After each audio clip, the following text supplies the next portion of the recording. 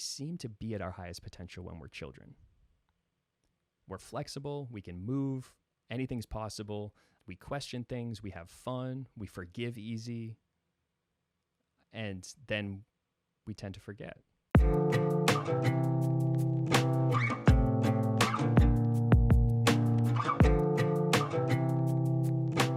What's up, my friends? Welcome to the You Are the Rockstar Show. This is episode 11, How to Stop Self-Sabotaging. Thanks for taking the time to be here. And more importantly, thanks for taking the time to breathe intentionally. Because when we do that, we start to tap in and uncover the layers of crap that we've taken on. And that comes through awareness. And our breath is the key to this unlayering, if you will, to get us more into connection with what I call our inner child. Some people refer to this also in a way as beginner's mindset. I think they are a little bit different, but they have more similarities than differences. But we're going to speak kind of specifically right now on the inner child, because if you think about a child when you're younger, the world is so big, possibilities are endless, you can be or do anything. Now, what happens as we get older is we tend to get stiff. We tend to take on limitations of the world that's been imposed upon us. Now, I believe that that inner child is still there. And I believe that that inner child is something that if we don't give attention to, will throw a tantrum and self-sabotage us. So how can we give attention to the inner child? Well, I believe that we give attention to the inner child by operating from a beginner's mindset. How do we do that? Well, when we take a beginner's mindset towards anything we do, everything becomes expansive. Everything seems new, fresh. We try things with an open mind rather than a closed one. And the more that we practice this, the more that it becomes part of our way of being. We start to realize that the master is the beginner in a way, and the beginner a master. And it's so beautiful when you think about it, because the beginner is what is open. It is the opposite of stiff, opposite of rigid, opposite of conformity, because anything is possible. Now, what do children like to do? Well, when they don't get their way, right, they throw a tantrum, they have a fit.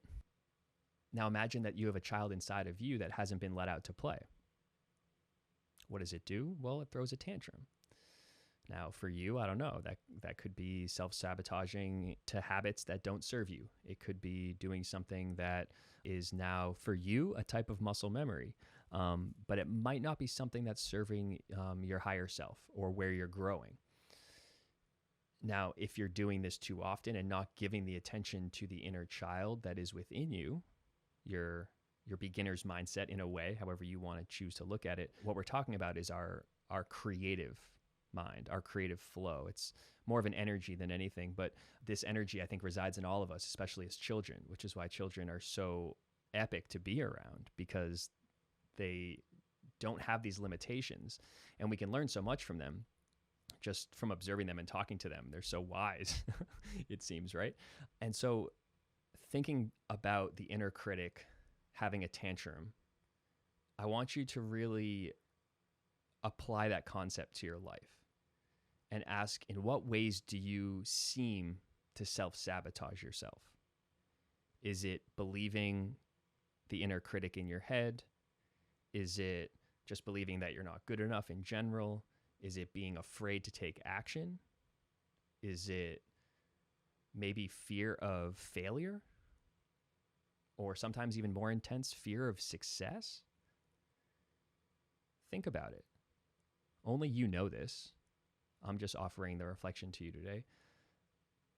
But what we do all have is an inner child, because we all were kids.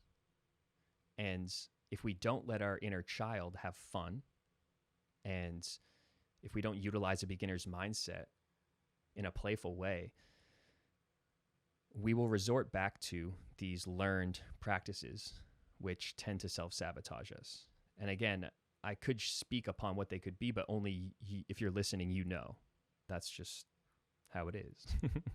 It ain't about me, it's about you. And if you're listening to this, you're here for a reason. So really think about the ways that you have felt like you weren't good enough, or felt like you shouldn't do something, or couldn't do something, or weren't allowed to do something. Now, wherever those areas are in your life, can you adopt more of a beginner's mindset? Is there an opportunity to pivot, or I guess to use a child's term, maybe to finger paint? If you're being told you have to do one thing, like draw with a pencil, maybe you need to pivot and figure out what works for you in the form of finger painting, or using a brush, or finding another modality that works for you to find that creative expression. And again, I don't know specifically what it is for you in your life, only you know this. But what I do know is that if we don't give the attention to this inner child and let them play, or let them just express themselves, whether that's just dancing, whether that's drawing, creating art, music, doing something that's more creative, then there's more of a chance that you will self-sabotage yourself and continue to not live up to your highest potential. Because ironically, we seem to be at our highest potential when we're children. We're flexible, we can move, anything's possible, we question things, we have fun, we forgive easy, and then we tend to forget as we get older what that's like. So think about some ways that you could bring that child in your life out a little bit more. There's so many ways to do it, and maybe that's just playing, pretending, imagining, like that's what we did as kids. We built like box forts. We like went sledding. We like built igloos, at least in New Hampshire we did, and like snow tunnels and stuff like that. But there's infinite possibilities, because that's what it's like to be a kid. And if we forget that, then we forget our true nature. We forget that who we are on the inside is a child. We're always a beginner in a way. And if we keep thinking we're experts and like we know everything, then we're going to self-sabotage ourselves, because it's just impossible to know everything. There's too many ways of experiencing life, and there's too many ways of being in the world to think that the way that we know it is the right one. And I think that's a very deep concept that, when applied, especially with the beginner's mindset towards how we interact with people, can have really profound effects as we evolve together as humans, because we're working on us on the inside and allowing that playful childlike spirit to come out. If you're here, again, like I said, you're here for a reason. I don't believe in those coincidences. I believe in synchronicities. And if you're listening to my voice, just know that you're powerful. You're powerful like a kid's imagination. You can do anything. Think about what it is like and what it was like to be a kid. Tap into that and do something a kid would do. Go play. Move. Free up that energy.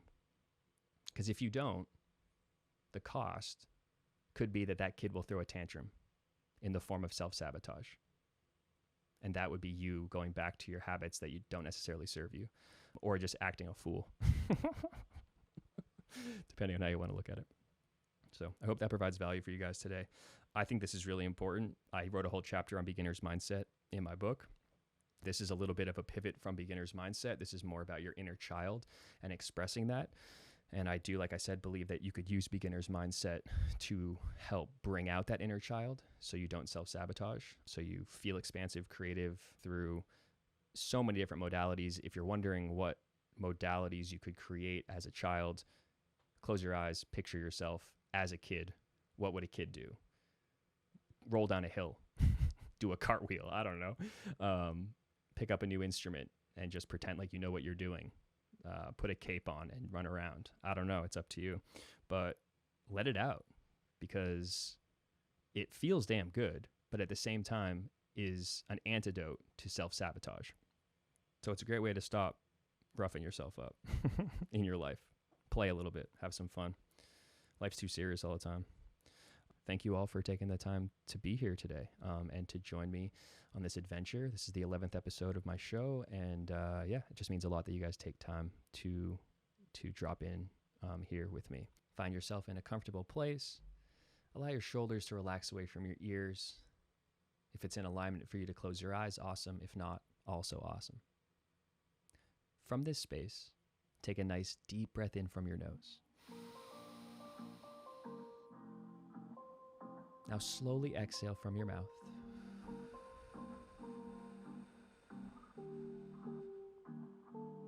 Big breath in. Feel your chest expand with air. And as you exhale, just observe the air leaving your lips really, really slow.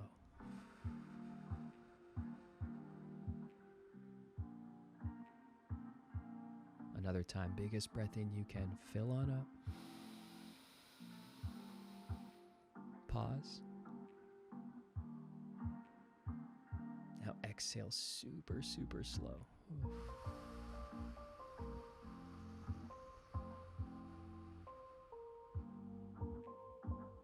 Awesome.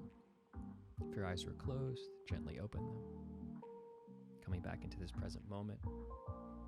I hope you're enjoying these. If you ever have a question, please feel free to reach out to me on preferably Instagram or Twitter. Those are the best ways to reach me. You can always leave a comment here or check out my website. You can even sign up for my newsletter there, which I send out weekly. But until then, if you ever want some good reading or good listening, you can always check out my books, You Are the Rock Star, on both Amazon as well as Audible. And until next time, keep rocking it. And shout out to the sponsor of the show, Presence, an app for mindfulness and well-being for everyone. It uses tools to strengthen your connection with yourself, your relationships, and technology using technology. So pause, meditate, and reflect daily. And I have meditations on there, and there'll be new ones very soon. So definitely check it out. You can do a free trial on it and just scope it. It's a great app. I love it. So thank you guys again for taking the time. Love you all. Talk to you soon. Keep rocking. Peace.